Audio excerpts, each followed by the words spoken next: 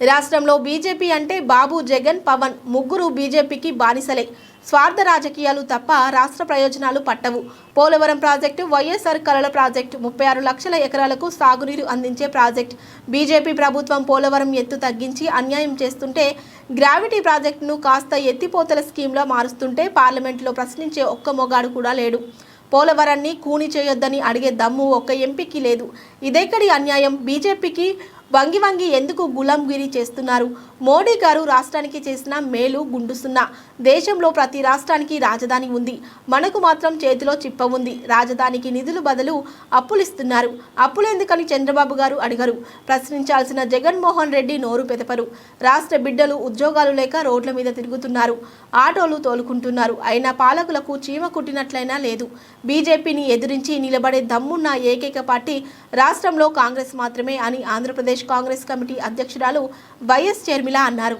ఈరోజు పోలవరం ప్రాజెక్టు రాజశేఖర రెడ్డి గారు 36 లక్షల ఎకరాలకు నీళ్లిచ్చే ప్రాజెక్టుగా రూపొందిస్తే దాన్ని బీజేపీ నీటి నిలువను కుదించేస్తుంది. నీటి నిలువను కుదించేస్తే అది గ్రావిటీ బేస్డ్ ప్రాజెక్ట్ కానే కాదు, 36 లక్షల నీళ్లిచ్చే ప్రాజెక్ట్ కానే కాదు. అది ఒక లిఫ్ట్ ఇరిగేషన్ ప్రాజెక్ట్ అయిపోతుంది, ఒక బ్యారేజ్ అయిపోతుంది. అయినా కూడా తెలుగుదేశం పార్టీ మాట్లాడదు, జనసేన మాట్లాడదు, వైసీపీ మాట్లాడదు. ఇంతమంది ఎంపీలు ఉన్నారు, ఒక్కరంటే ఒక్క మగాడు కూడా లేసి మా పోలవరం ప్రాజెక్టును కూనీ చేయకండి అని బీజేపీని ఎదిరించి మాట్లాడిన మొగాడే లేడు. ఇది ఎక్కడి అన్యాయం అని అడుగుతున్నాం. బీజేపీకి ఎందుకు ఇంత గులామిగిరి చేస్తున్నారు? వంగి వంగి సలాములు చేస్తున్నారు. పోనీ బీజేపీ మనకు ఏమైనా చేస్తుందంటే ఒక్కటంటే ఒక్క మేలైనా చేసిందా? ఇంతవరకు కనీసం మనకు రాజధాని అయినా ఉందా? అసలు దేశంలో ప్రతి రాష్ట్రానికి ఒక రాజధాని ఉంది కదా, మన రాష్ట్రానికి మాత్రం దిక్కు లేకుండా పోయింది. పక్కన బెంగళూరు ఉంది, చెన్నై ఉంది, మహారాష్ట్రలో ముంబై ఉంది. మనకేముంది? చేతిలో చిప్పు ఉంది, కుచ్చు టోపీ ఉంది. మన బిడ్డలకి ఎక్కడ పోవాలి ఉద్యోగాల కోసం? డిగ్రీలు పీజీలు చదివిన బిడ్డలున్నారు, ఉద్యోగాలు లేక రోడ్ల మీద తిరుగుతున్నారు, లేదా ఆటో డ్రైవర్లుగా గిగ్గు వర్కర్లుగా పోతున్నారు,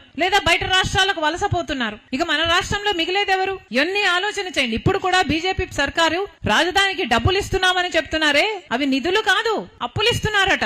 అప్పులు తీసుకుంటున్నాడు చంద్రబాబు గారు. అప్పులు ఎందుకు ఇస్తున్నారు అని జగన్మోహన్ రెడ్డి గారు అడగరు. అంటే ఎవరికి పట్టలేదు మన రాష్ట్రం గురించి గాని, మన ప్రజల గురించి గాని. చంద్రబాబు గారు, పవన్ కళ్యాణ్ గారు, జగన్మోహన్ రెడ్డి గారు ముగ్గురు. బి అంటే బాబు, జే అంటే జగన్, పి అంటే పవన్. బీజేపీ అంటే ఎవరో కాదు, వీళ్ళు ముగ్గురే.